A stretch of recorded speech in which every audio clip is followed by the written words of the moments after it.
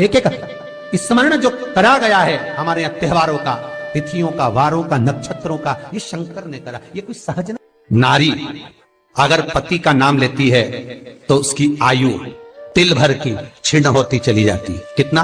तिल भर।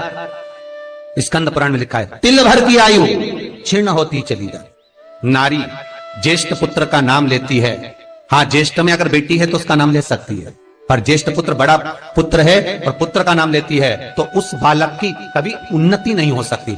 तन से, मन से या धन से वो बालक हमेशा दुखी ही रहेगा। तुम दुनिया का सारा सपोर्ट कर दो, तुम चाहे अपनी प्रॉपर्टी बड़े बेटे के नाम कर दो, तुम चाहे पूरा दुनिया भर का सुख अपने बेटे के सामने लाकर खड़ा कर दो, तो भी अगर मां अपने बड़े पुत्र का नाम बार बार लेती है तो वो पुत्र या तो तन से या मन से या धन से दुखी ही मिलेगा, वो सुख नहीं पा सकता।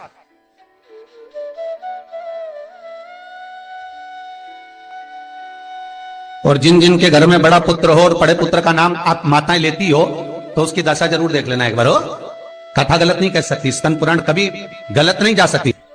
आपके घर में भी अगर बड़ा पुत्र हो और पुत्र का नाम अगर आप ले रहे हो, हाँ ये जरूर है, अगर बेटी बड़ी और उसके बाद पुत्र बड़ा है तो वो ज्येष्ठ नहीं माना जाएगा। ध्यान रखना, ज्येष्ठ का मतलब होता है सबसे बड़ा पुत्र, उसके बाद सारे बच्चों का जन्म हुआ। क्योंकि बेटी अगर जन्म ले ली पहले फिर बेटा हुआ तो बेटी ज्येष्ठ कहलाएगी, है बेटा नहीं कहलाएगा। अगर पहला ज्येष्ठ पुत्र है तो मां सारी प्रॉपर्टी दे दे, सारा वैभव दे दे, मां सारा दौलत दे दे, मां उसके ऊपर सर्वस्व निछावर कर दे, पर अगर बेटे का नाम माता बार बार लेती है तो उस बेटे की उन्नति, तरक्की नहीं हो सकती, उसको जीवन में सुख नहीं मिल सकता, कुछ ना कुछ चीज से वो दुखी रहेगा। चाहे वो बच्चों से रहे, पत्नी से रहे, परिवार से रहे, कुटुंब से रहे, व्यापार में रहे, व्यवसाय में रहे, ऑफिस में रहे, चाहे अपने शरीर से रहे, पर दुख तो उसके भाग्य में थोड़ा लिखा ही रहे। और जो चीज वेद व्यास जी ने वर्णन कर दी महाराज, उसका प्रमाण आप खुद भी अपने घर में देखो कि सही है कि गलत है। जिस जिस घर में बड़ा पुत्र हो और मां उसका नाम बार बार लेती हो, बार बार लेती हो, उस पुत्र की दशा देखिएगा आप।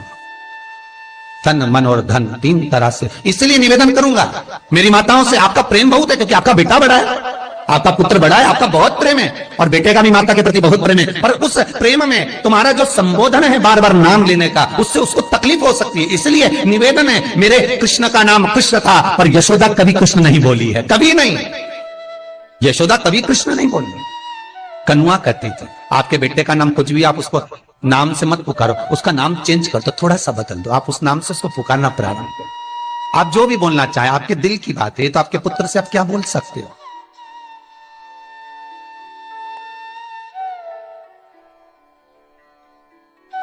मेरी कौशल्या मैया